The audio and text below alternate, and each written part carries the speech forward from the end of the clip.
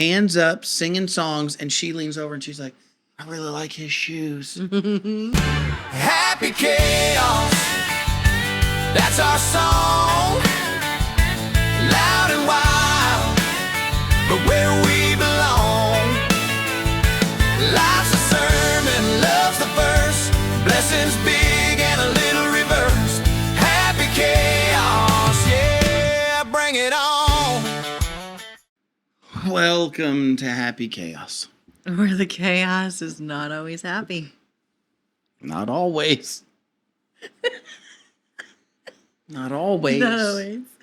But it's happy right now. And do we know why? Oh, my word. I don't know. Can y'all even see? Can y'all even see that? They can see it. A cup for us people who like to have multiple things at the same time. She can't even. You can't even justify the need. Yes, you can. This is the cup for people who can't make decisions. That's. But the problem is, okay, look, I have a little saying. I used to do upholstery work, and every now and then we'd be working on something, and somebody would say, I wish I had a third hand. And I would go, if you had a third,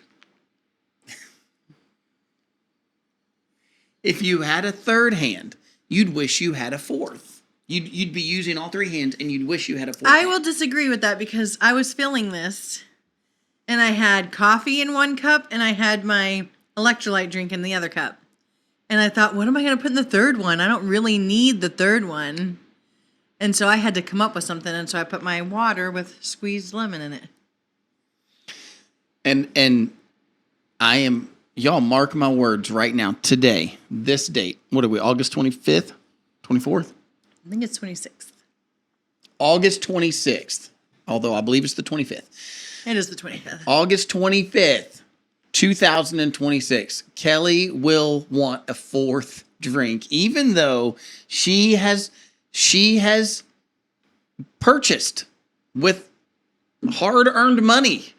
Listen, first of all, I actually have $40 Amazon money because we made a bet on vacation. She cheated like always. I didn't cheat. All right, you guys tell me if I cheated. So here's the deal. We're going to leave this here so you guys can Admire the All right, so listen. All right. There was a show called Ridiculousness. There is, but it has nothing to do with It was that. Ridiculousness, yep. Yeah, ridiculousness. Yeah, that cup is ridiculousness. You might notice we missed a week. Hopefully you missed us. We missed you guys for sure. But we were on vacation. While on said vacation, all right, I get From henceforth, said vacation will be known as just. I went in the refrigerator and I opened up an apple juice and I took a sip and I capped said apple juice because I don't want to. Said before because I'm presenting the case, honey. Okay, that's why. All right. And so I don't want to chug a thing of apple juice. Said apple juice. I don't want to do that. I want to sip it throughout the day. So I took a sip and I went to put it in the fridge. And he goes, "That'll never be touched again." And I said, "Bet. Yes, it will. Yes, it will. I want to be able to sip it throughout the day. I don't want to chug it. It'll give me a bellyache and all that stuff." So I put said apple juice back in the fridge and he said, "Bet." And I said, "Okay." She said, "I'll bet you $20 you don't touch said apple juice." And I said, "I take that bet." I said $20 Amazon money. No, and then I said bet. Amazon. And I said, "Amazon money?" And you said, "Yep." And I said, "Okay, $20 Amazon money." Then I proceed to go over about a half hour later. While the apple juice is still in the fridge. Yes. And I got a Gatorade because we were getting ready to go out on the beach. And so I cracked open the Gatorade and I took a sip and I went to go put the cap on and he said, "You just opened an apple juice. You're not going to drink that one either." And I said, "I will drink said apple juice and I will drink said Gatorade." She didn't say said in that time. That's not direct quote. I wanted the Gatorade to sip, just like the apple juice. Who chugs a Gatorade unless you're a football player, right? Or out in the hot sun and just desperately need it. You don't have to chug it to drink it all. In one sitting? Who said one sitting? You're making it sound like chug it would be like one down. Like I'm going to down this. Like this within a 5-minute period. Yeah, 5 to 10 minutes. I don't do that, as you can see. I like to. Right, Alex? We can see. Also, would you all pay attention? Let's see if you noticed what I noticed. She color-coded the straw to the drink.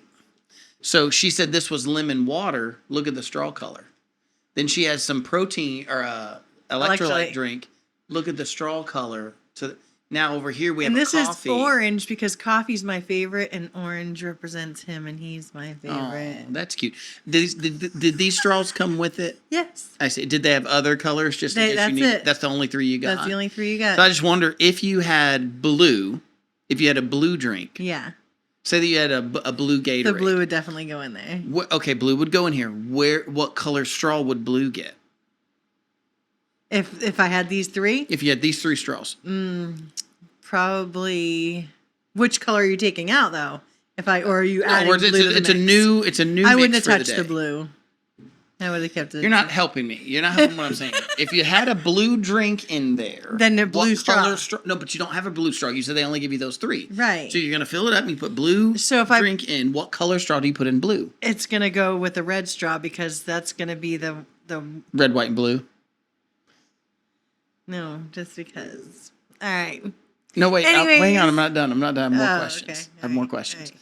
So evidently you have a brown drink and that got an orange straw. Yes. Right. Coffee's my favorite and you're my favorite. Okay. If you had a purple drink, what would the straw be? It would probably be this one. Still be red. Yeah. So what if you put a blue and a purple in that same cup? Then yellow in this. Yellow orange. And what? Orange is always going to go to the coffee.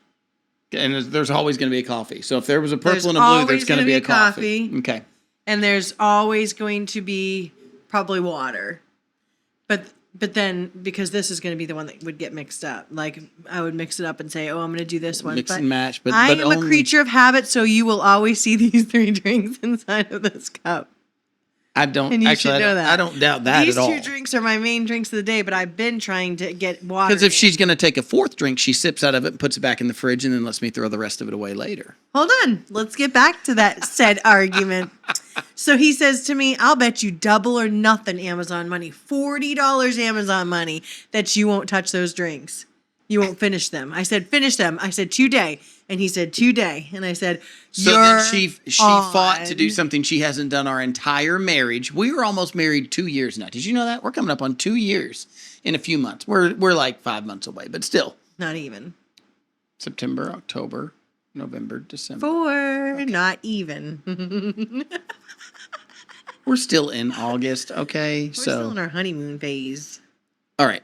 I've almost been married for 2 years. This woman has had me throw away more drinks than I have thrown away in my entire life. That's a lie. My dad taught me about starving children in other countries and that I had to eat and drink what was put in front of me. Anyways. Kelly, she will go and get a coffee drink. She hasn't gotten a coffee drink in a long time. I'm not bringing up that. I'm just saying when she was getting coffee drinks from said coffee dealer, she'll get this big one. I'm like, why do you get the big one? And she's like, because that's the one I want. And then she never, ever, ever, never once did she drink all of the big one. She always drank half of the big one. And I'm like, why not just get the small one and save the money? And she's like, even yesterday, I put my calories in my calorie counter for my coffee. And I went this morning and I looked at my cup and I'm like, I didn't even barely touch it. Can I have those calories back? I don't think it works that way. And that's how it is with my coffee, though. I dump it down the drain because I don't end up drinking it. But. Well, did y'all play the tape back? I chugged play the tape. This apple juice. Play the tape. What'd she just say? What did she just say? So she bamboozled me. In a real sense, she would have normally poured the apple juice out. It doesn't matter normally. You made a bet with me, and so I'm going to win said so bet. She said cheated. So I ordered a $12 cup so far. We paid $12 for that? Yeah. They have $50 ones, but that are the insulated, which I was like, that's a good idea to get the insulated, and nobody can see that you have 3 things going on in it. And so they won't judge me like you're judging me right now. I'm not judging you other than wasting money. $12 is cheap, and it's out of my $40 Amazon money, so what does it matter? All right, fine. It's out of your... You heard it here. It's out of the $40 Amazon money. Mm-hmm. I wasn't even going to spend that $40 anyway. Oh, she's so full of it. I wasn't going to tell you that, but I was going to be like, I don't need $40 Amazon money. We're on vacation, and yeah, best he let me buy whatever I want on vacation. Let is a strong word. He called it forced spoiling. And I'm like, you could have just went without that forced part because you could have gotten the brownie points for spoiling. Are there even brownie points? Are brownie points a real thing? Oh, yes. Because I feel like brownie points go right out the window when you get in trouble. When you get mad. Brownie points are erased very quickly. They're like, brownie points are like, they're like whipped cream. You know, if anything wrong gets on whipped cream, it ruins the whipped cream. Yeah. You know, it still tastes, the taste is still there, but the look, it's flattened. Just momentarily. Depends on the whipped cream, I guess. If it's Cool Whip. Yeah. But not the fluffy stuff. But talking about brownie points, it's only momentarily that they go away. It's during the heat of the anger. I don't know. But... Do brownie points ever come back? Yes, all the time. Oh, I don't know about that. They do, all the time. All right. Next time, could we calculate those? Could you give me a number on brownie? When I do something good, could you be like, I gave you coupons this past anniversary. I know. When I brought up using one time, I got quite the look. I shouldn't have given him this one. That's why I gave him a get out of an argument. Yeah, get out of an argument free. If kisses don't work, that card's not going to work. Get out of here with all that. But to rip that up in my face. Get that card out. That's what I was envisioning when you said that. Before you said it. I just see Kelly like taking the card and be like,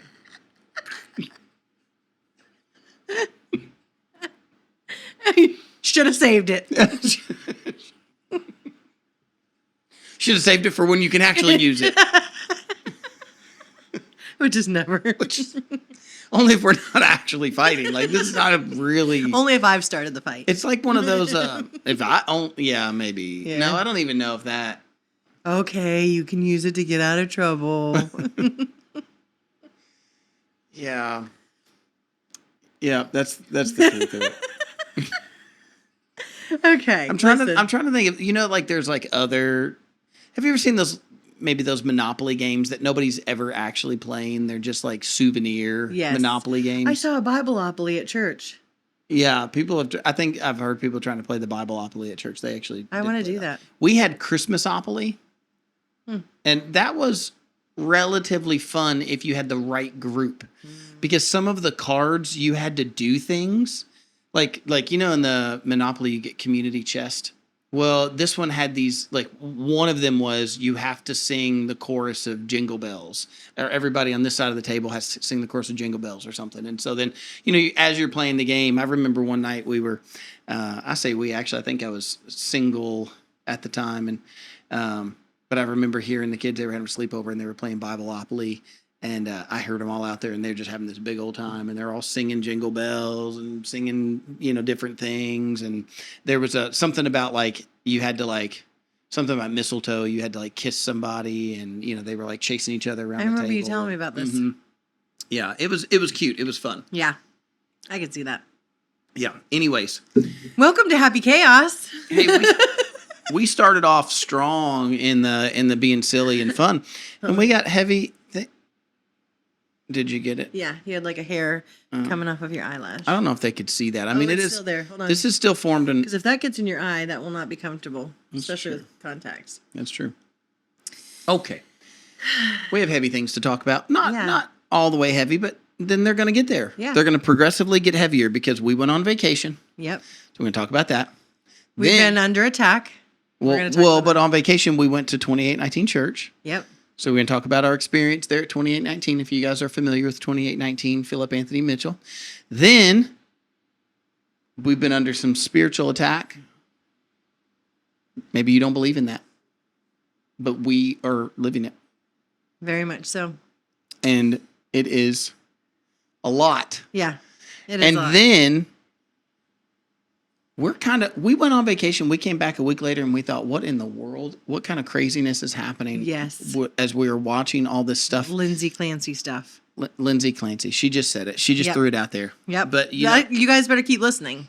Because I mean, some of y'all might just turn it off, but that's okay. I'd be mad too. Well, you know what? In ministry, I have never shied away from the hard things. Amen. And so, I've just never shied away from the hard things. You just start stuff sometimes. They call me a pot stirrer, but I like to consider myself a justice fighter.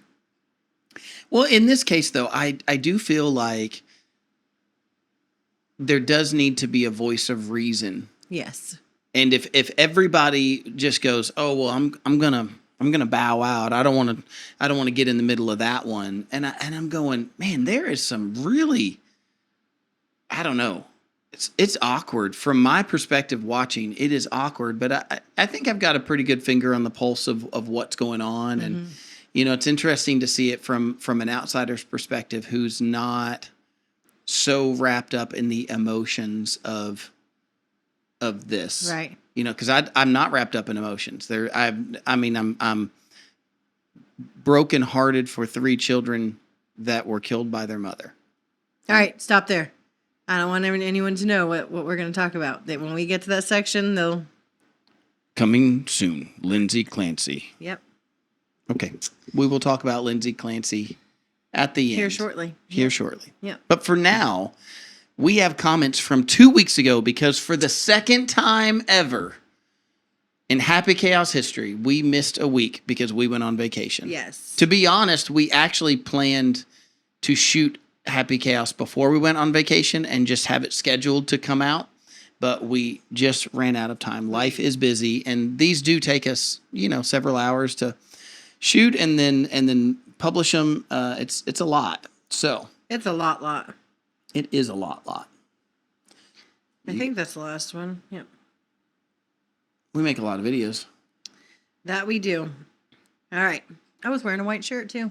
All right. Summer Sword says, I've ordered the wrong size on Amazon with every intention to return it and then missed the deadline to return it, so donated it to the thrift store. You and every person in my household. Yeah, for sure. Because we buy things and we don't return them. That's not always true, though. Well, it was right after we had said that. We were watching some influencer. Was it the Vagel family? Mm-hmm. And he said something about Amazon. He was like pretending like he was his wife. And he was like, I'm going to return it. Mm-hmm. We do return it now. No, you don't. Lauren Engel says, I love taking the time to actually open them and read them together. What are we talking about? We both looked at each other the same way. What were we talking about that you're talking about opening them together and read them together? Gosh, I don't know. It's been 2 weeks and I'm old. Oh, man. Kim Williams says, okay, Kelly. Wait. I mean, is she talking about reels when we were talking about? I don't think so. No, that doesn't make sense. Kim Williams said, okay, Kelly, you have to take me shopping with you and Jody. Still waiting for you to let me know when we could come down and spend a couple hours in the thrift store. We was curious as to how the thrift store is helping out the school. Oh, wow. All right, but let me just tell you now. Now is a good time. We're back. We don't have any other vacations planned until October. And it's not even a vacation, it's work. So now is a good time. Message me. Yeah, Kim. You're saying when you say how is the store helping out the school? I think she means how well is it doing, maybe? Yeah, if you mean how well is it doing, the answer is very, very well. I don't want to sit here and give numbers on a podcast. I don't think that would be right. But the store is doing very well. And I'll say this, what I predicted, what I said, hey, this is what I think this is what I think having a thrift store could do in this area. We hit that mark from day one, and we've never. So what I'm saying is, it's not like we opened and it was this trickle in effect, and we've had dead days, and even the slow days at the thrift store have been successful days. Mm-hmm. We've never had a in the red day that we needed some Black Friday sale to pull us out of the red. Right. Which, as a man who has owned a big business, I mean, not big, but big for me, big for local business. We had multiple employees and lots of customers. I mean, we were doing, thousands of pieces of furniture a year and doing work for big companies. And so I had a decent sized business. Mm-hmm. And I've also participated in multiple smaller businesses, maybe call them, I don't know, side hustle kind of things. I'm telling you that the thrift store has been very successful from the get-go, which is, to me, part of the miraculous. Now, if you mean how is it helping as in the logistics, it goes like this. So the thrift store is not free. It cost us to rent the store. It cost us to have insurance. It cost us to build all the racks and make all the displays and all of those things. So we took out we had someone loan us a loan that is interest-free and with almost no terms of when we have to pay it back. Just it is a loan. So we have the cost of the physical cost of the store, we have the loan, and we have the employees that we have to pay. So now we still have lots of volunteers, and so lots of people are working and taking no pay. And the way that helps is like this: everything above and beyond what we take in to pay all those bills, all of that is now available to the school. Now, we are not giving every single dime yet. Just let me stress that again. Yet, we are not giving every single dime of extra to the store because we're being... To the school. To the school, yeah. Mm-hmm. Because we're being business savvy. So we're saving some money so that if the store runs into a lull, a dead spot, we need money, whatever, we have our own pool of money. We don't have to go take a loan from somebody else and pay interest. So we have already, let me just tell you, we have already given tens of thousands from the store to the school. That I don't think I'm stepping out of turn to say. We have already given, did you hear what I said? On multiple occasions, we have given more than $10,000 from the store to the school. And the eventual goal is to have the original loan paid off, which we could pay that off now. Right. We're just saving as a nest egg, being business savvy. So we will save to a certain point. When we reach that certain point of savings, then literally everything that comes in from the store will be going towards missions. Mm-hmm. Now, the number one mission we're trying to support right now is the school, but we want to support. Our goal is to make this big enough that we can not only support the school, but also support other local ministries, including our own, but also ones that aren't even part of our church. This is going to shock everybody. When we have enough, we're going to give from our thrift store to other churches, ministries, local ministries. That is part of the goal that we have, is to give to other local ministries, because we want to be our ministry is vital, but we don't think we're isolated. We don't think we're the only vital ministry.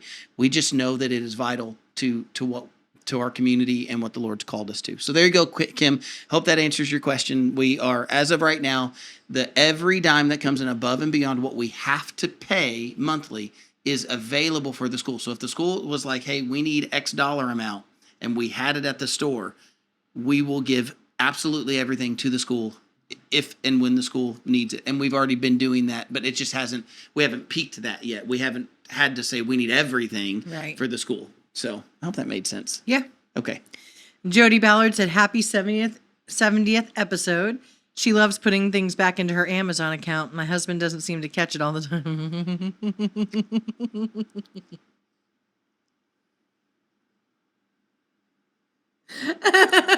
I think you just revealed someone's secret.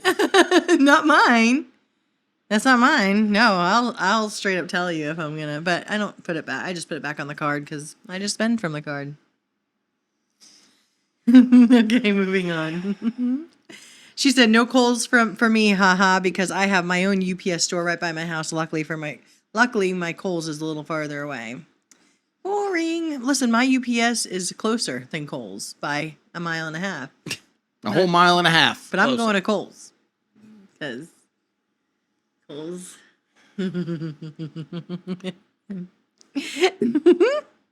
All right, we're not going to stress him out too much today in this episode. It's an uphill battle, y'all. Let's see. Cindy Weatherspoon said... Oh, that's a new name. No, we've seen her. Cindy, I'm sorry I forgot you. Kelly, a lot of my returns from Amazon go back to the staples and save me money, haha, because taking them to Kohl's definitely makes me spend more. Amen. That's their goal. That's their goal. And Kelly said amen because she meant, amen, I'm going to go spend it at Kohl's. That's... Oh, Joyce Cunningham said, sorry, you are corny. I love you too, but honey, act your age. Which one of us is corny, Joyce? I think she's talking about me. She said, honey, act your age. So. I mean, ladies will say that to guys, so. Well, if you're talking to me, my answer to you is grow back down. Because life is too short to... Grow back down. Yeah, to grow up and not act your age. I don't know what we did to not act our age, but we have fun, and that's all that matters. Yeah. And, you know, as long as we're not, like, doing a disservice to our family or to the Lord, I think we're good. But thank you, honey. Well, bless her heart. Oh, gosh. Oh, man. And we love you, too. But I don't think you need to be mean. But hey, it is what it is. All right, Vicky. Oh, man, I got to sneeze. Do it. Don't mute. Do it. Nope, it's not coming. Why you got to mess with my sneeze? Gosh. Oh, I'm sorry. That's not very mature of me. You're so corny. Oh, gosh. All right. Vicky Q-Alls, which I still feel like I'm supposed to be corrected, but I haven't heard it yet because I still don't know what I'm doing wrong. The Simpsons had a foul mouth. Oh, maybe they did. I don't know. Simpsons had a foul mouth, but I didn't watch it. Congratulations on your 70th episode. I've watched every one of them, and I feel like I know you guys. Love you guys. Vicky Q. Look what you did there. Look what you did there, Vicky. You said ... Vicky. Oh, because I think she told us she wanted to be Vicky Q. And we're like, we could do that. Yeah, but Vicky, just for the sake of the argument, could you do a voice to message back to us and just tell us, how do you say your last name? But listen, I have grown up in Kentucky with this accent, and I have been in scenarios before where somebody will be repeating something to me. Mm-hmm. You were with me when one of these happened. I don't know if I should say it. No. You don't think I should? Yeah, say it. No, I'm not going to say it. It was Jaylyn. Say it. It was Jaylyn. Yes. She works at the store. Jay, we love you. I just have to call you Jay because she's like... Jaylyn. She's like, Jaylyn. And I'm like, what am I saying? I'm saying Jaylyn. Because you're making it all one Jaylyn. And it's Jaylyn. Like it's two, but you're saying them back to back. Jaylyn. There you go. Jaylyn. Yeah, it's different. Vicky, is that how it is with Q-Alls? Is she like, it's Q-Alls, and we're like, Q-Alls. Oh, maybe that is what it is. She's like, it's Q-Alls. And then I'm like, so Q-Alls. No, Q-Alls. Maybe it's Qualls. But she spelled it out for us one time. Anyways, Vicky, we love you. We're glad you're here. Very glad. Jay, Lynn, if you're watching all this. Of you guys so bad. Kelly wants to have like a happy chaos. I do. Something like a so much like fun. a weekend or something. Lorraine Burnett said, I love watching you two talk, even though I am not from the same situations. See the love. Aww. And she said, losing interest on my money. Must have been something we talked about. Yeah. Sorry, y'all. We took a week's vacation and the world goes out. Now we don't know what we're doing. Now we don't know what we're doing. We're all confused. We are all confused. Hey, so we went on vacation. We went to Florida. And we can't tell everybody when we're leaving and when we're coming back just because things get weird. Yeah, things do get weird. So, but we did go, and it was much needed, and it was awesome. We did have to walk our daughter through Heartbreak. Yeah. I did a whole lot of talking on here about that, and there was a breakup, and we pretty much all expected there to be an engagement on this trip. And so, to be clear, there was one person who has said from the beginning, just let things be the way they're going to be without expecting anything. yes. I don't know who that voice would have been, but I know I've heard it.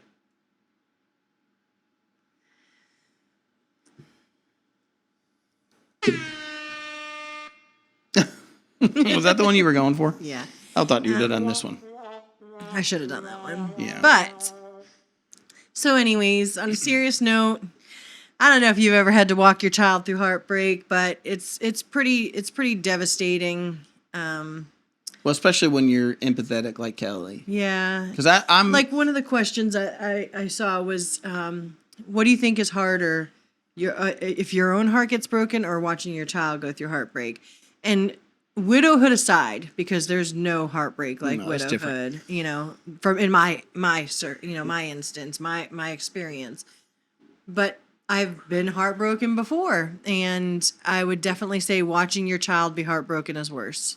I think because when you're the one kind of walking through that heartbreak, then you know the things that make you feel better or that don't make you feel better, things that you want to do, things that you're just saying because you're angry, right? Or things that you actually mean. But when you're watching someone else, you don't know, and you what you have is your experience. So you're like bundling your experience with what you're watching them go through. 100%.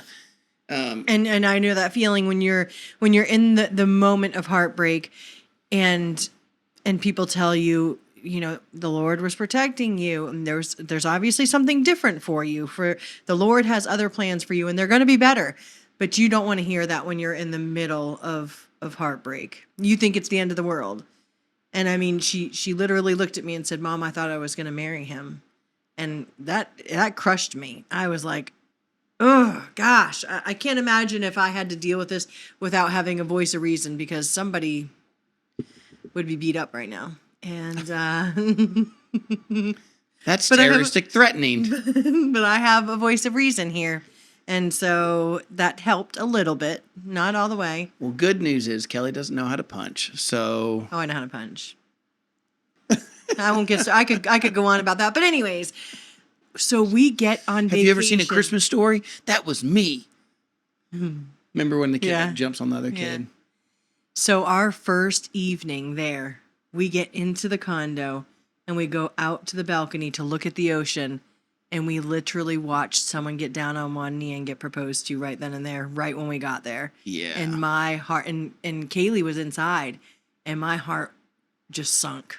Well, and then she comes, because she's doing better. All the kids were making a scene about it, and then Kelly, and we're like, clapping. Then Kelly even like clapped for him and was like, "Woohoo!" And being sick because we're up on the balcony and they're down on the beach. We're right over top of the beach, and then because it was a sweet moment for them. Sure. But Kaylee wasn't outside, and then she came out, and she just comes bebopping out. And she's "What are y'all doing? What are you cheering at?" Or and something. I was like, nothing. And she's like, "What?" And I was like, "Nothing, Kaylee." And I didn't want to tell her, and she insisted, and I was like, "Somebody just got proposed to on the beach," and she just kind of... The atmosphere changed. Yeah, she just kind of... But she's doing better. She's really... one thing I can say is... Well, because you do better. I mean, I'm not trying to be rude to a scenario, but this is the voice I've been trying to give you. Like, you do get better. You do get over that. It's hard, but you do get over it. And her having such a great relationship with the Lord definitely helped in all of that. Because I can tell you, when I was her age or a little bit younger than her, having my heart broken, I'll tell you, I did not recover like she did. And she's just hopeful, and she sees it now. She sees that, the Lord obviously has something so wonderful waiting for her. But it's still hard. It's still hard to walk your child through heartbreak. Yeah, for sure. And especially to see that. Yeah. You suck! No, I'm just kidding. No, talking about the people getting... I know. I was like... What? I've never been one for like, if I'm hurting, other people either. have to hurt. That was a joke. Like even seeing couples as a new widow, I didn't get super salty. Like, oh my gosh, it was a little bit hurtful. It's hurt. What was most hurtful is seeing other couples like bash their husbands or bash their wives. Yeah. And it's like, y'all have no idea. I would agree with you. That one was definitely for me more hurtful. It was hurtful to me. going to a wedding, and I went to several weddings. I did several weddings after my wife passed. And what was hard for me was doing those without her. Because in the past, she would have been a huge part of that. Yeah.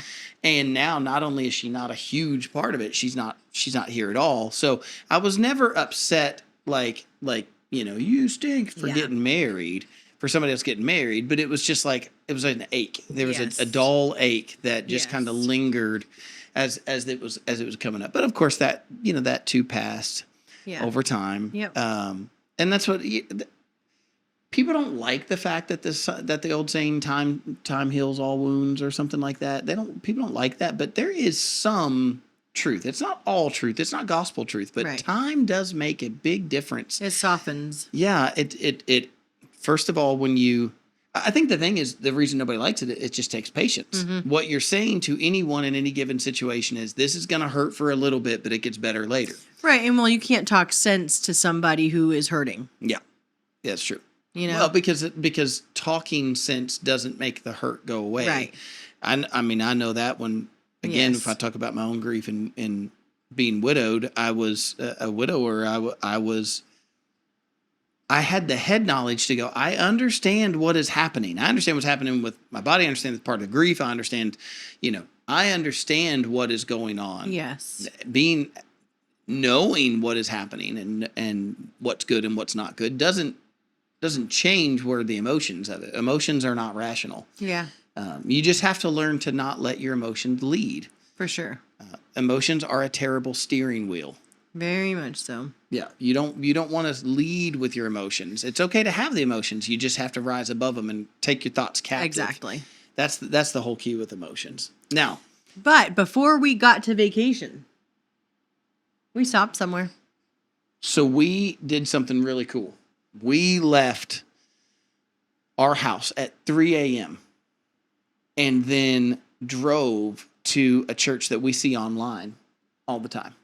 So 2819. I don't know if you guys ever watch 2819. Philip Anthony Mitchell is the pastor. He's got lots of little short clips online where he's, usually in some powerful moment when he's speaking and preaching.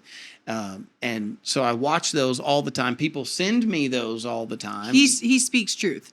Like, he is a hardcore biblical. Yeah, he'll speak the hard truth. Yeah.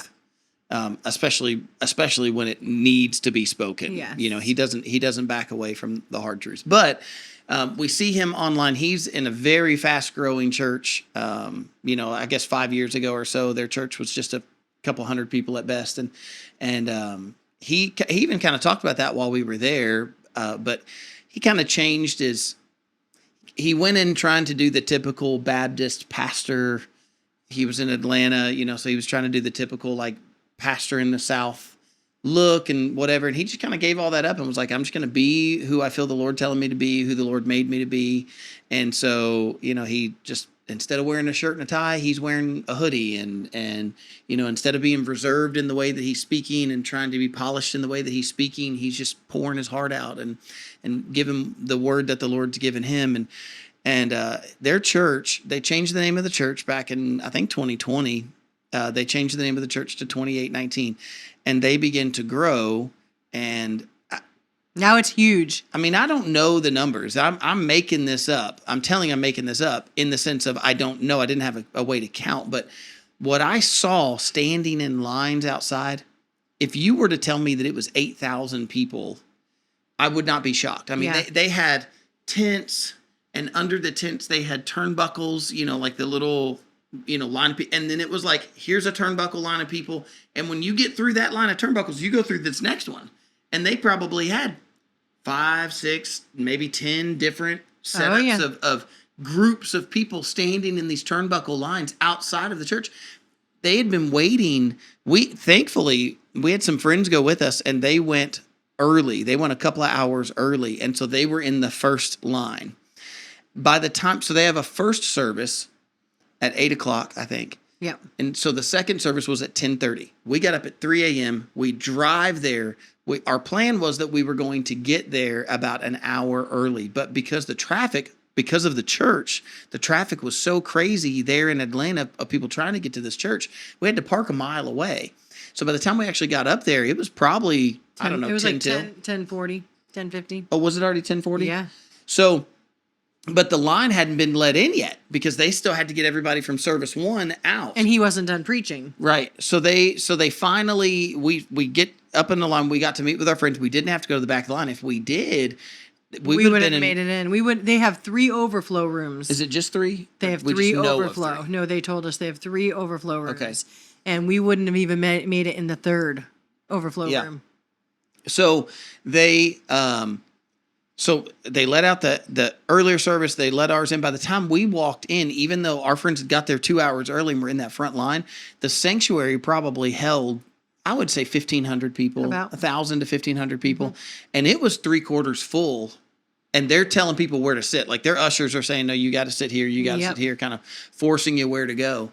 And but thankfully, we got to be in the main sanctuary, and we got to be there. I would think if you were, like I said, if you were to tell me there was 8,000 people there, I would. If you were to tell me you're wrong, Justin, it's 5,000, I'd be like, okay, yeah. How would I know how to guess? But it's a lot of people, and that's per service, right? Then they have an 8 o'clock, which people were in line for. During the 8 o'clock service, people were in line for the 10:30, and during the 10:30 service that we were at, it went from 10:30 to almost 1. And when we left, there was just as many people outside waiting for the 1 o'clock service. Yeah. So I don't think it's wrong to say they've got 10,000, 15,000, 20,000 people coming to this church, and it was interesting. It's it's different than our church, and so here's the dynamic. Kelly didn't love it. I didn't love it. I liked it. I like him. I think he's a great pastor. It wasn't my vibe. It wasn't my jam. They were as a whole. A line of cheerleaders. Well, I loved that. Not like Dallas Cowboy cheerleaders, like guys and girls, like clapping and we're so glad to have you here. And some had pom poms and they're waving you in. It's like a tunnel, and they're bringing you in. But they're also controlling the crowd. Yes. Because you've got people going out on that side, outside the line. People were going out. And so they've got this line of welcomers, and they're welcoming us and kind of forcing us around the corner. And like high-fiving as you come through the door. And yeah. So it was very hype. Yeah. And then you get into the sanctuary, and you have people, like, I'm telling you, 50 volunteers guiding and leading and telling people where to go. That's just in the sanctuary. Yeah. And we get a seat towards the back because that's all that was available. And there are just, it was wild. It was so wild. Kelly sits up front at church because she gets distracted when people are in front of her, and she doesn't want to get distracted. So that's why she wants to always sit up front. Yeah, it's not because I think I'm greater than anybody. Like, I used to be a back row person, just to choose that way.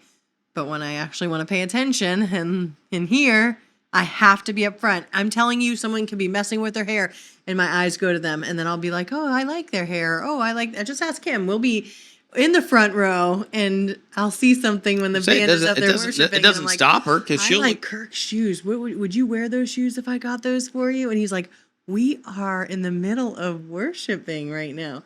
But that's how easily I get distracted. To be clear, like I'm talking hands up, singing songs, and she leans over and she's like, I really like his shoes. I don't mean to. So but I do. I just have to keep her focused. So anyways, I think that could have played into some of it. Yeah. But they are, they're loud and rambunctious. Rambunctious is the word I'm using. I mean, there's people like holding up flags and people, had their own tambourines out in the audience. They were tambourining it up out in the audience. And so, it's just very wild. Well, it's I don't want to say showy because that feels like a bad word. It's nothing negative, no shade. I loved it. And what I love is, to be honest with you, I love people being exuberant in their praise. And I do like that too. I think that it can feel, especially from an outsider looking in, especially if you're a reserved outsider looking in, it can feel showy. Yes. And it can feel like maybe you're trying to clamor for attention. But my argument to that is, you don't know what Right. someone is going through. You don't know what week they've had, that they're having a moment with the Lord. You don't know if they are, if they're not. And so you're looking at them from your perspective, but they're looking at him from their perspective. Yeah. And so I love exuberant praise, and I love just, y'all, I'm going to be honest, I just love unhindered praise. Like don't let me hinder the praise. Yeah. So anyways, I loved that aspect of it. But there was a really cool thing that happened. Yeah. And it was weird the way it came up later, because so Philip's preaching, and I have to be honest, there is an element that I did not like of the service. What? And so it was awkward. It was back and forth. And I'll get to that. Remind me, and I'll come back to it, because I'm torn, because there's a part that I don't like, and I don't feel wrong to say there was a part of it that I didn't like that happened. Mm-hmm. But so, Philip preached, the music was loud, which I love. The praise was exuberant, which I love. And Philip was doing a communion, and he told everybody he said that he felt like the next stage of his ministry was that miracles and signs and wonders were going to follow his ministry. And that's not a typical way for him to talk. If you've been mm-hmm. watching him, he's not just, this isn't like that's just Philip. He just talks that way. He doesn't normally talk that way. He's not been saying things like that. Yeah. And but he says that, which I'm all for. I totally believe in miracles and signs and wonders. I think the Lord does that all the time. And sometimes he does that, and then we naively give the credit to other people and say some doctor fixed me. Yeah. And the Lord's the one that did it. And anyways, so he says, hey, if you need healing right now, take your hand and put it on that part of your body. Yeah. Or if you don't, maybe the person beside you does. Put your hand on that part of their body and pray for them. And when he said it, I wasn't taken back in a bad way. I was just different than I've heard him preach in the past. Maybe y'all have heard things that I haven't heard, but I haven't heard him talk that way. And so I was just in it, not in a negative way, not in a just nothing more than I was just zoned in. I was just listening to what he was saying and paying attention. And it was almost like he snapped me out of it when he was like, what do you have to lose?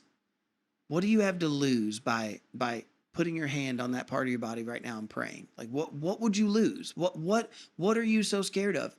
And I was not scared at all. I'll totally pray for stuff. I'll totally lay hands on people. There's no fear, but I just wasn't paying enough. Like, I don't know. I was so in it, so wrapped up in it that I wasn't thinking. And it was like that snapped me out of it. And my hip, y'all, I've had a sciatic nerve issue going for months. My back went out, and then when I finally got my back to loosen up, and I've never had this before, I had such a sciatic nerve pain in my left leg. It's been like burning. Just my whole leg just burns all the time. Burns at night, burns if I walk, burns if I stand up, burns if I sit down. It's just constantly hurting and burning. And so I took my hand and I put my hand on my hip, and we were sitting there.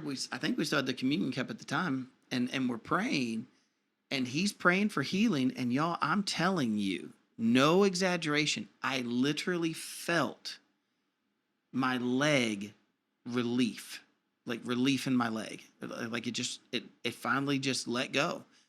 And it felt I'm telling you, I felt it in this way, that it started at my hip and then traveled down my leg, like the relief did, but my whole leg's burning, like it's been burning. And all of a sudden it's like, I felt it relief, like going down my leg, all the way past my knee, all the way past my shin, all the way through my toe, like just like it moved down my leg.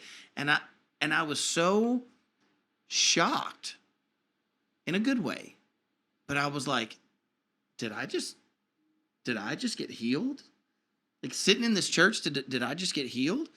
And so then my initial instinct was I wanted to grab Kelly. I had to sit down. My leg was hurting at this point. They were all standing, and I had to sit because my leg was hurting so bad. And so I'm telling you, the pain was gone. And I wanted to tug on Kelly and tell her. And that's when I did have a little bit of what I would call fear. Not gripping fear, but just this fear of what if this is what I thought in my brain. What if you say something to Kelly and you tell her you just got healed, and then it comes back, and then it's not real relief. That's probably the enemy, because the Lord didn't take it from me. He didn't punish me for thinking that or anything. It's not like that. I had that thought, and so I didn't say anything. And then Philip started saying something in his preaching that I didn't love, and that distracted me even more. And then we got in the car, and when we got in the car, we got to talking, and Kelly was talking about the things that she didn't really love about the worship service, and they weren't the things that I didn't like that he had said. And so we just, because I knew we didn't necessarily agree on the worship service, I thought, I'm just going to wait. Like, I'm just going to wait and see. And this was the thought I had, was I'm going to wait and see if she notices it in me. If she notices, like, the way I'm walking, the way I'm moving, that I don't feel any pain. And it was weird leaving because it's such a crowd. It's like you're in a theme park or something. I mean, we're leaving and there's just floods of people going out and traffic. I almost got in a fight. Kelly yelled at something. We're in downtown Atlanta. Somebody honks their horn, like they're no, they laid on their horn. There is about 500 of us walking down the sidewalk, and these people are in front of me. They walk in front of them. They lay on the horn, and as we start to walk in front of them, I'm like, "You are not laying on your horn." And so he had his window open, and so I looked back and I said, "Did you just come from church?"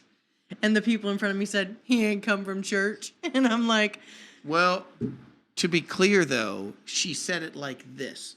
Did you just come from church?" With her arms all out wide. I'm like, you're writing checks you can't cash. Oh, gosh. That's what you're doing right now. I could have fought him. Oh, my word.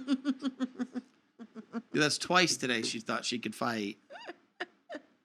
All right, but I want to be fair to the 28-19 experience. Well, and about your healing, I did say something to him. Yeah. I said, how's your hip feeling? I haven't were so your mom and sister met us on vacation. Yep.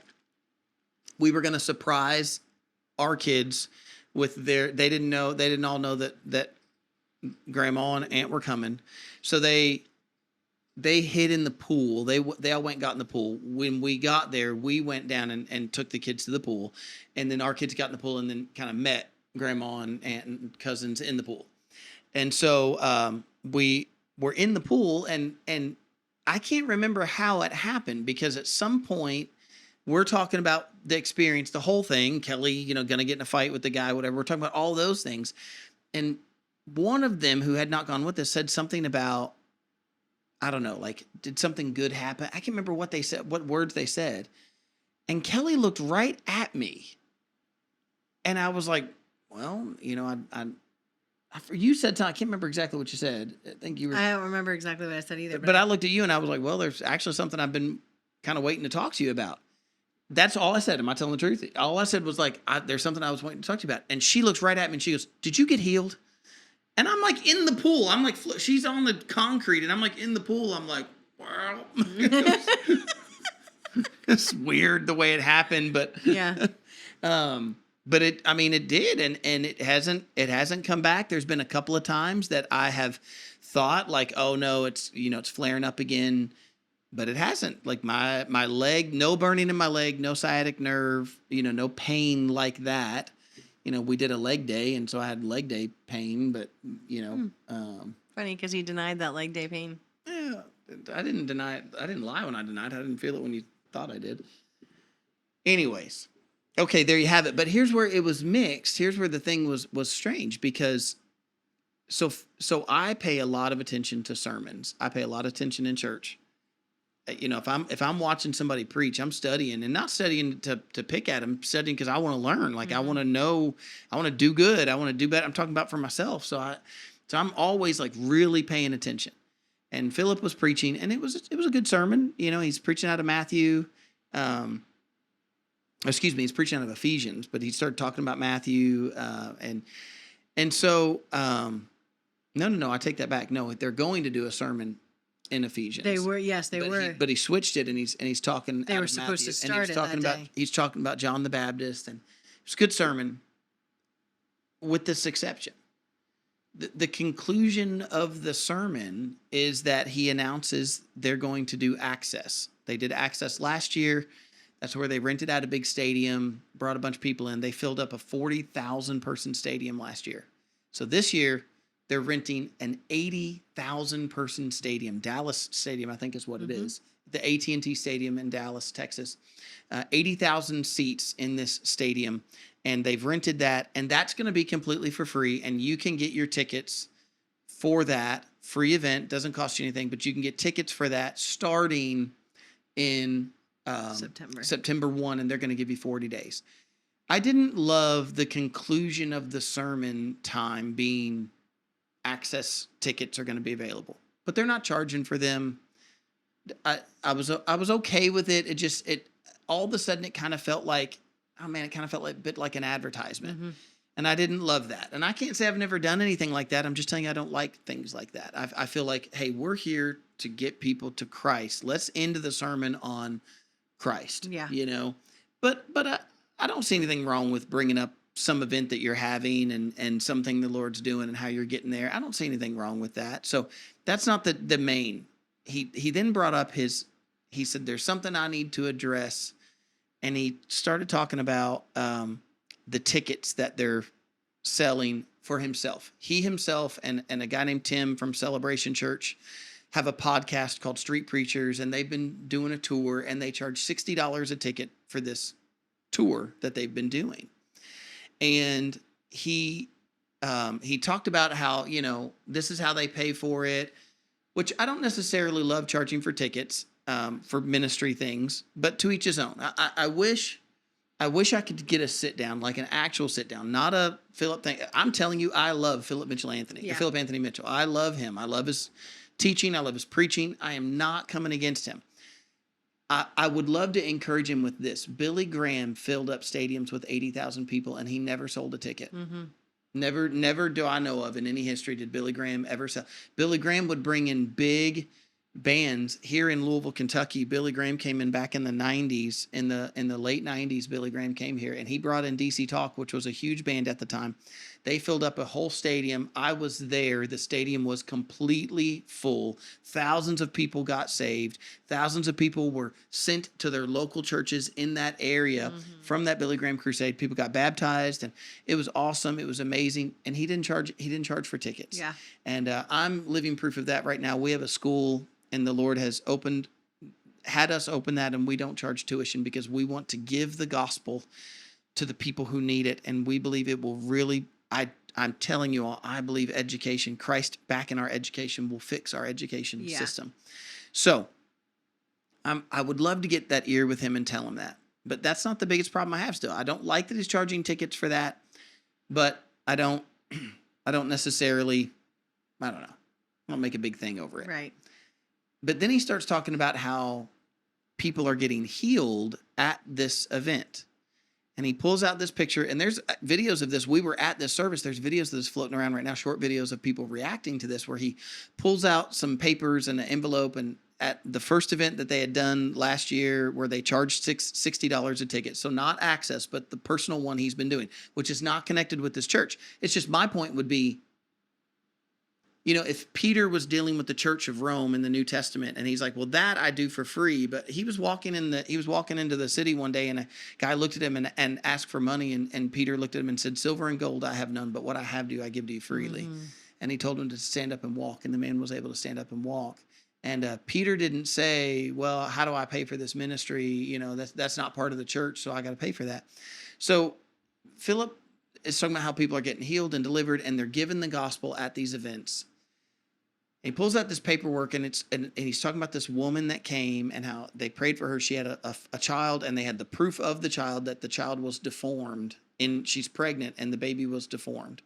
And they anointed her and prayed for her, laid hands on her, and then he pulls out pictures. Here's this healthy baby that since that time at that first event that him and this other guy did, that they prayed for this woman and that she was healed. This baby was healed. And this is the thing. This is the one thing that just killed me, was when he said, if she hadn't, and you were there, you know what I'm about to say. He said, if she hadn't have spent that $60, where would her baby be today? Or something to that effect. Like, where would she be today if she hadn't have spent that $60 for a ticket? We wouldn't have the same story about the baby being healed. And I just looked at him. Oh yeah. I mean, I don't like that at all. No. That's not okay to me. you don't heal anyone. Christ through you, the Holy Spirit through you. You know, I would have just wished that would have looked more like Philip saying, hey, listen, I know we're charging for tickets, but let me tell you good things that happened here while we did this. And, this is why we're doing it, and this is why we're trying to expand it, and this is why we're bringing it back. And I think his heart does say that. Yes. I don't think that he's some scammer and he's just trying to get you. I think it came out the wrong way. Yes. It just the way it came out wrong though was like, oh. But I think his heart meant good things are happening here. Like, this is the stuff that's happening here. Yes. But the way it came out was, it made you like your hair stand up on all ends and be like, ooh, that's not cool. Because that baby would still be healed because the Lord heals, not you. And I think his heart's in the right place. He went a little wayward with that one. Yeah, I didn't like that. So it was because he had made that comment. Remember, here's the thing though. I had just 30 minutes earlier experienced my own healing in my own leg. Free of charge. Free of charge. Well, there's the happy chaos of it. Oh, gosh. Okay, anyways, that was our 2019. And people are going to ask, are you still healed? Are you still feeling that healing? Yeah. I mean, I will stand up from this podcast here in a few minutes, and I will walk out, and I'm telling you, I don't feel... Before, it would have been if I had sat here, when I was doing the last podcast we did 2 weeks ago, when we turned the camera off, I mean, I'm like limping over to get to the camera because my back and my hips and my leg, specifically my leg, hurt so bad. All of that is completely gone. I mean, we did yesterday. Kelly and I worked out, and we were doing jumping jacks and you normally jumping jacks will put him out. Yeah, and no pain whatsoever. I was able to do jumping jacks. I was able to do mountain climbers and all kinds of things. So yeah, as best as I can tell you today, and I'm giving the testimony right here for the first time, I definitely experienced healing at 2819. Yeah. And so, please, I hope you all hear my heart when I say that. Like, I'm just trying to be fair to the whole experience, and I hope Philip hears it. And here's what we're saying about it. I'm not coming against him or his ministry. I do think that he would be blessed even more if he would take that ticket price off of there.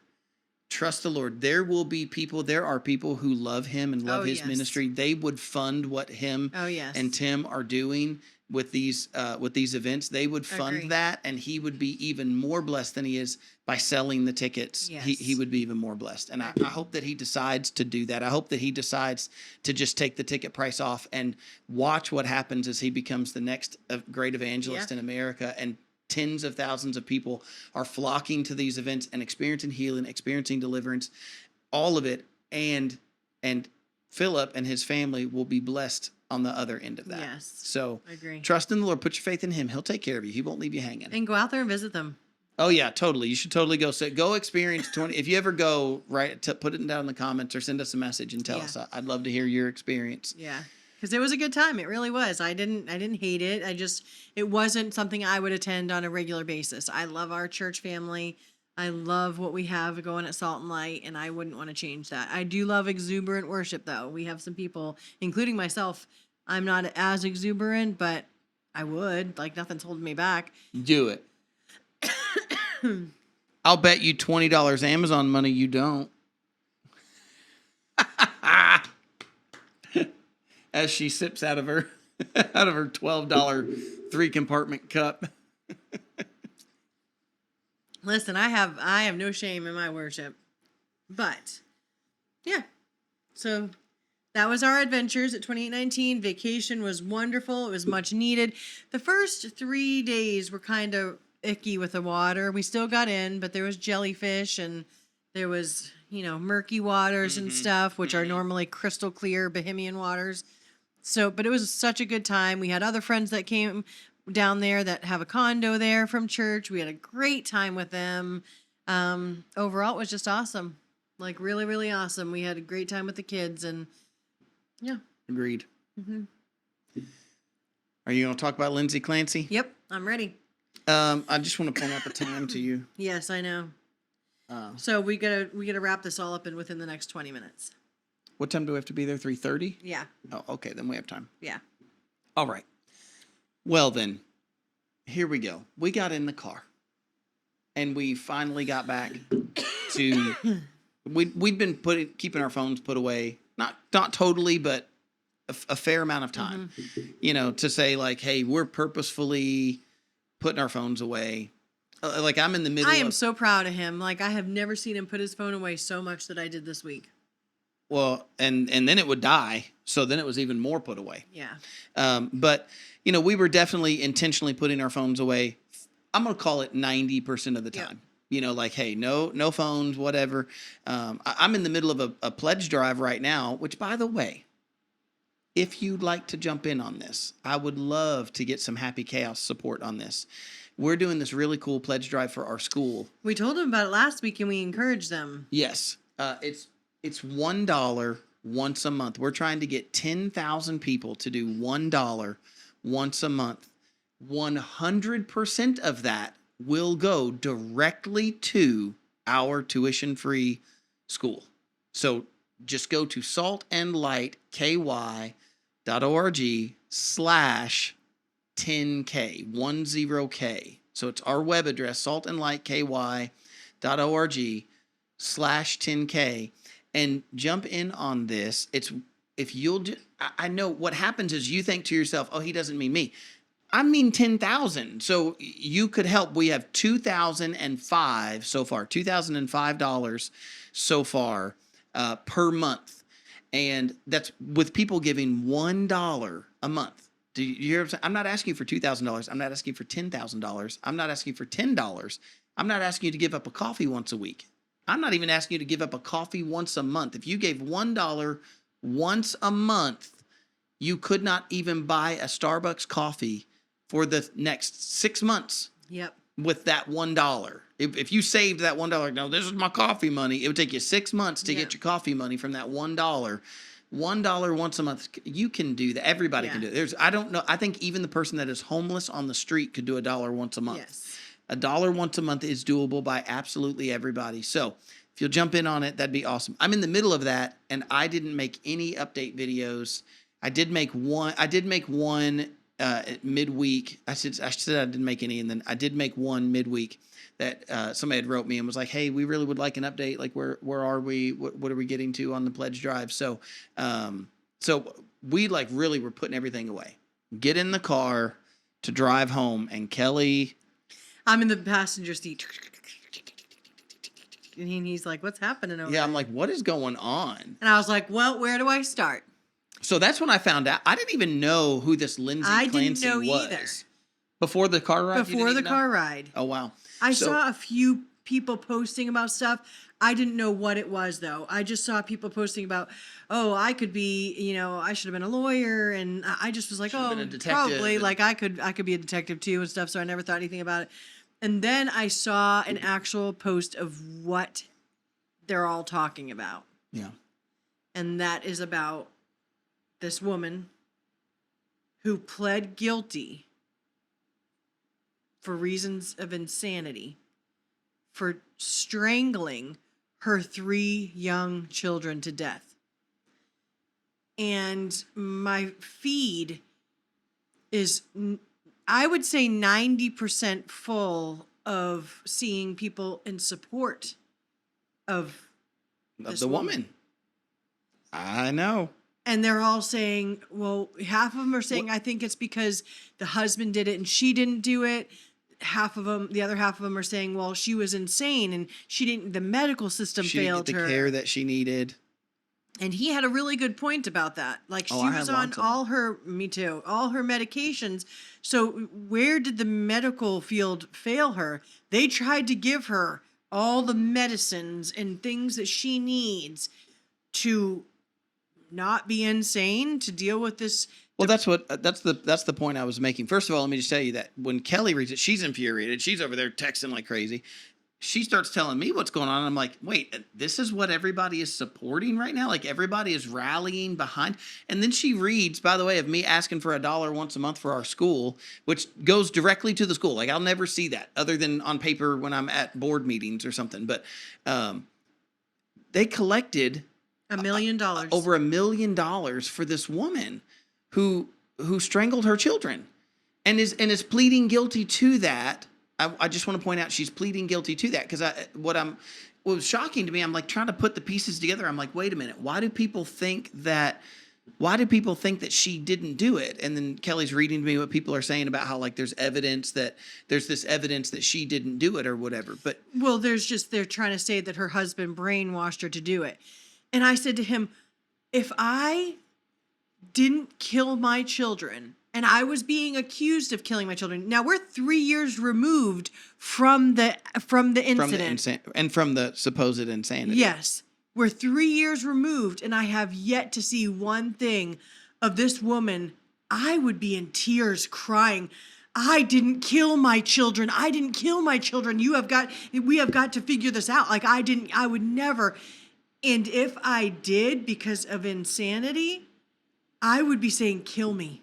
Kill me. I deserve to die a miserable death if I killed my children and strangled my children to death. Anyway, killing. But if I strangled my children to death, you should be torturing me right now. I don't care. And I see none of that. I see absolutely none of that. Yeah, and so we watched some things, videos, watch people react, whatever. And Kelly's like telling me what's going on. And I'm like, I can't believe what I'm hearing right now. Well, Kelly, she's feisty, y'all.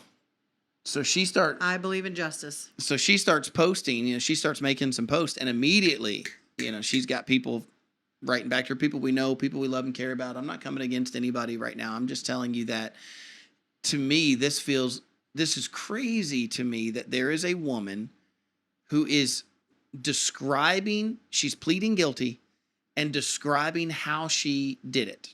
Those two things you cannot deny. This woman has described the way that she did it, the monstrous things that she did, the demonic things that she did, that are compiled there, that I really don't even want to describe here because they're just heartbreaking. They're heartbreaking and they're it's awful. It is awful. And it's crazy to think that all these ladies are coming up behind. And so one of the first things that we heard, Kelly pointed this out. One of the first things that we heard is that Lindsay Clancy was failed by the medical field, that they failed her. But here's the thing.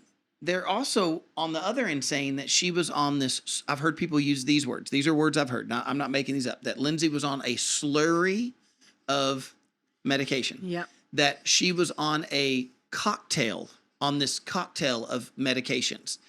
And so I just say for just a second, just pause. Here's a woman saying she's crying out for help. And this is the argument back is she was crying out for help and nobody was giving her the help that she needed. She was on medications. Now, you could say she was misdiagnosed. You could say that she went to a quack of a doctor. You could try to come up with some other thing. People were trying to do what they could. Like, what do you do with the person? Like, what is how is the medical field responsible for this woman being off balance and they're trying to fix it, but they're not able to? And the reason that they're not able to is because she has a demon. Right. She has a demon. Just like the people try to say, well, she's saying she heard a man's voice saying to do it. You heard a demon. You heard the enemy telling you to murder your children, and you did it. Right. So on the in-between, there is a guy right now, a man, this week, since we've come back from our vacation, there is a man who killed his children, claiming that he heard the voice of God and that God told him to kill his children. So he was doing it because God told him to. Now, to be clear, I'm going to just tell you, at least he thought in his crazy brain he was pleasing God. He didn't just do it on his own. But no one is coming to the defense of that man who killed his children, saying that God told him to do it. Yeah. You don't say that man killed his children. He deserves justice, and our country has a responsibility to administer that justice because that man killed his own children. And yet when it comes to Lindsay Clancy, we are using the fact that she was insane Yes, anybody who would kill your children, you have to be insane. There has to be a level of insanity that has to be there for you to be willing to even consider that idea that you would kill your own children. But my first argument is there were people trying to help her. Yep. There were. And the proof that they were trying to help her is in the fact that she has the slurry of medications, and they weren't acting the way that somebody hoped that they would act. Mm-hmm. But nobody was medicating her. There's no doctor that was medicating her hoping that she would go into some sort of psychosis by this medication. Exactly. They were trying to do the opposite. They were trying to get her out of that. Yeah. Now, I learned this here recently. We all know it, but I heard somebody say it, somebody who's in this field with people taking medications. And have you ever considered the way that we prescribe those medications? I want you to just consider for a moment. Somebody's getting antidepressants. Somebody's getting anxiety medication. Somebody's getting something for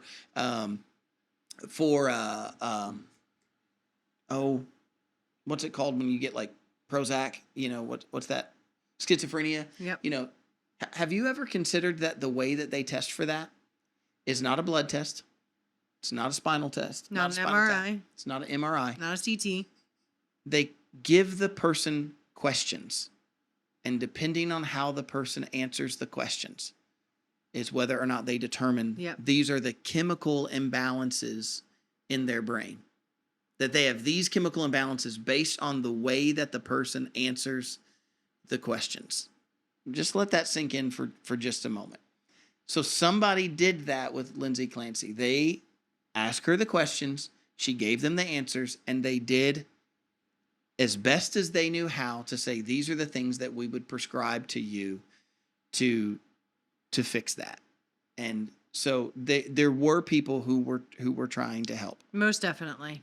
Most definitely. I don't have any claim to. The second claim that I've heard is that, well, I believe her husband did it.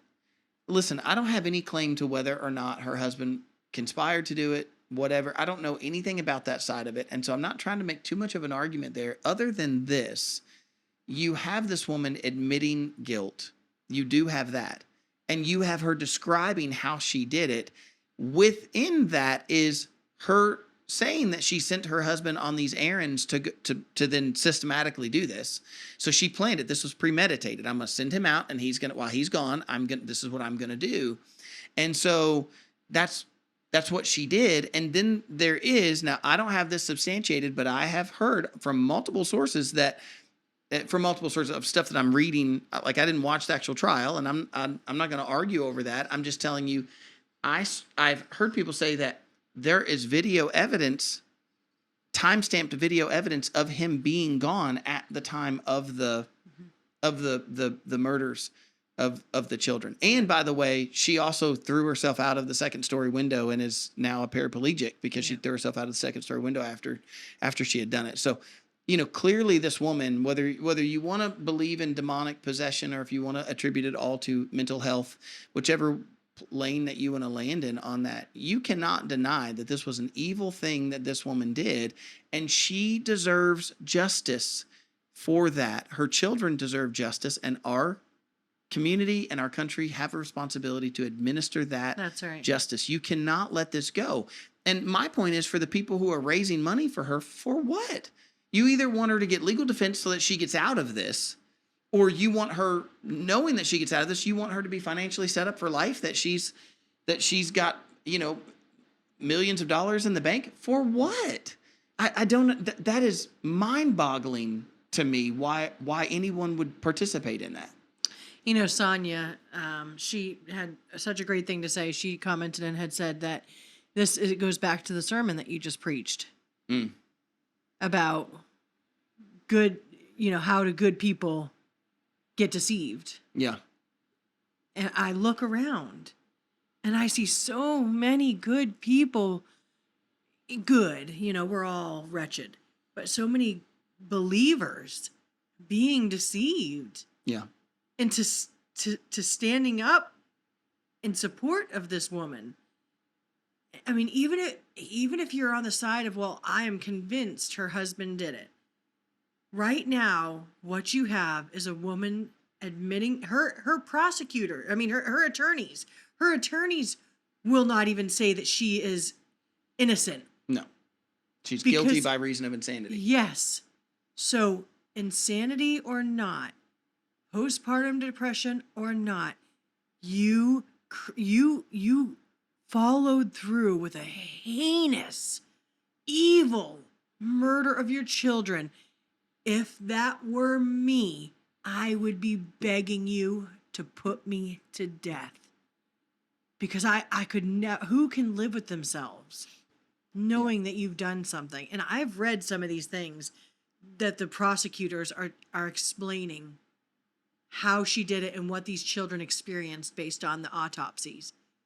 And it makes me so sick to my stomach that I will continue to be feisty Kelly, and I will continue to make posts, and I will continue to try and talk some sense into people who are rallied for her or for the justice of her because of her husband. I can't. And this person. That's the thing that's shocking to me is like the justice for her. I don't understand what you mean by justice for her. Even if you're standing on mentally imbalanced, the only way I guess I could see justice for her is if you literally believe she is full on framed. But which is what some of the people we know do believe that. But even if you believe in a full on framing, like you need to have a reason of proof for that. When you have the woman admitting guilt, when you have her describing how she did it, I mean, she had enough cognitive skills to describe how she did it. And by the way, it's a pretty crazy thing to say that this guy has so much knowledge of brainwashing that he was able to brainwash his wife to do this, and that she can remember everything else, but she doesn't remember any of the brainwashing. She doesn't remember any of her husband, teaching her how to do this or whatever you're trying to say there. That's a pretty interesting thing. And so here's something that I have that it's hard for me to wrap my brain around the fact that when Charlie Kirk died, millions of people turned on Erica Kirk, who's a woman who was widowed. And all you have against her is you don't like the way that she talked or the way that she acted on a set or in front of a microphone, something she said on a microphone or whatever. And I just watched as a whole nation turned on the woman who was widowed. And then Lindsay Clancy admits murdering her children and pleads insanity. And then millions of women are rallying around her. I mean, they're making videos, throwing ice into bathtubs and crying and holding for her. Their children and saying, "Me too, Lindsay, me too." Right. Holding their little children. Yeah, I know. I'm so sick to my stomach. I don't know who this Brett Lee is, but it came across my feed. And he said, so if Lindsay did what she did to your children, you'd excuse the evil because she had postpartum disorder, or postpartum depression, was on tons of medications, and the system failed her. How about all the school shooters who were also depressed and heavily medicated? Did they get a pass too? I would love to know that. Did they get a pass too? No one should be getting a pass. And then the psychotic homeless man who slits a random woman's throat on a bus. Should we excuse it because he had a psychotic break and didn't get the help he needed? What great points. You guys are rallying for somebody who murdered her children, brutally murdered her children, but you guys have all come against the school shooters, which you rightfully should. But then to turn around and stick up for somebody who brutally murdered her children because she had PPD. Yeah. I have something to say to that, and I don't know. I'm sure we're already probably flooded with comments by this point, or people who've turned out or even unsubscribed or whatever. And listen, I mean, that's fine. Well, like I said, I've never shied away from the hard things, and I don't plan to today. But, I think that if you're willing to hear a voice of reason for a minute, I think that what might be happening is that I think that especially women are relating to Lindsay, and because they're relating to her, and in other words, I suffered from postpartum depression, and I remember how hard that was. And now you're equating your hardship with her, or maybe your own struggles in motherhood, or your own struggles with your own children or your own struggles with medication. And so you're taking the thing that you experienced and you're kind of replacing it or adding it with Lindsay's and being like, oh, I can see where Lindsay was because I went through. I want you to hear this voice of reason. You do not actually understand what went on with Lindsay. That's right. You know your thing. And justifying this woman's actions will never, it's never going to have any bearing or any effect on this thing. You and your scenario are completely separate from her and her scenario. That's right. I often say it this way with grief. We don't compare sufferings. That's right. When people talk about grief, and I go, we don't compare sufferings. Mm-hmm. Don't do that. Don't compare what you went through. You lost whatever. You lost whoever. I lost my wife. They're two different things. Both are hard. That's right. What you went through was hard. What Lindsay went through, I'm not saying that Lindsay didn't go through some hard stuff. I'm not saying that she didn't have some depression. I'm not saying she didn't have mental stuff or medications or needed help and didn't get it. I'm not saying any of that. I'm saying that your scenario and her scenario are two different things. And I think that women are relating with her, but it's a apples and oranges comparison. You think that you're relating with her, and that's why you're standing in solidarity. You're not really trying to stand in solidarity with this woman who, if you thought about it in the sense of murdering the children, I bet the number goes way down to people who want to stand in solidarity with that. You're standing with solidarity in mental health. You're standing with solidarity in postpartum depression, something that you experienced, but evidently, are you hearing what I'm saying? Evidently, because you didn't do those things, you didn't experience what this woman had going on. Those are two different things. That's right. And so you think you're rallying with her, you're using her name, but you're rallying for the wrong thing. You're supporting what you think you're supporting apples and you're supporting oranges. Right. And woe to those who call evil good and good evil. Oh yeah. We are absolutely living in those days. Yeah. Yep. And just be careful. Be careful what you're backing and who you're backing. And evil is evil. And it is as clear can be right now. It is crystal clear that this is evil. Yep. So. Well, that got heavy. It did, but Phew. It needs to be said. Yeah. Well, we only have a minute or two, and then that camera's going to overheat. Yes. So, because of that, I think it's time that we wrap it up. Yeah, I agree. Whether we push your buttons today or not. Yeah. And let's keep the, if you want to privately message me because you disagree, you can go ahead and do that. But I won't engage in war in the comments. No. This is meant to be a podcast that is glorifying to the Lord and a truthful podcast. This is how we feel. We are not, I'm condemning anybody who is sticking up for the murder of the children. But the majority of the people that I know are not saying, oh, well, they were murdered and no one cares about that. That's not what they're saying. They have their own opinions on. Yeah, but if I could, here's something I would say, though. The murder of those children is not a footnote. That's right. It's the main thing. That's right. It's the main thing. That's to right. me, the medication is a footnote. That's right. Okay, so there was medication involved. There was a slurry medication. Okay, fine. Yep. The children were murdered. That's right. By their mother. That's right. The hands that did the crime are what we're talking about. That's right. That's the main thing. Yep. And so Amen. Just keep that in mind, that I'm insisting the murder of those children is not a footnote. That's it's not a side note. It's not a, oh yeah, and. That's right. And so you can't go on this huge long defense and then go, yes, we feel bad about the children, but Exactly. for the next 3 pages. Because my point to that is, okay, let's just stick on these three little babies. That's right. Were murdered by their mother, by their mother. And thank the Lord that He is gracious to little children. Yes. And even though they suffered and died tragically, I know a God who is so kind and so loving and so merciful that He scooped up those little babies and He has them in His arms, and they're in a much, much, much better place. I do know that. Mm-hmm. And I know that Christ forgives. And if Lindsay Clancy would repent, and if she would believe in Jesus, Jesus would forgive even this. And even if she gets the death penalty, just like the thief on the cross who had the death penalty beside Jesus, that she would also be in heaven with her children in a forgiven state, in a resurrected state. She would be in eternity with them if she would believe in Jesus, because our God is that gracious and he is that merciful. That is why he sent us his son. That I know for certain, and no one could ever convince us different than that. Amen. I love Hey, that. you get to end with a sermon. Thanks for coming to Happy Chaos. We will missed you. see you all in a week. Happy Chaos, that's our song.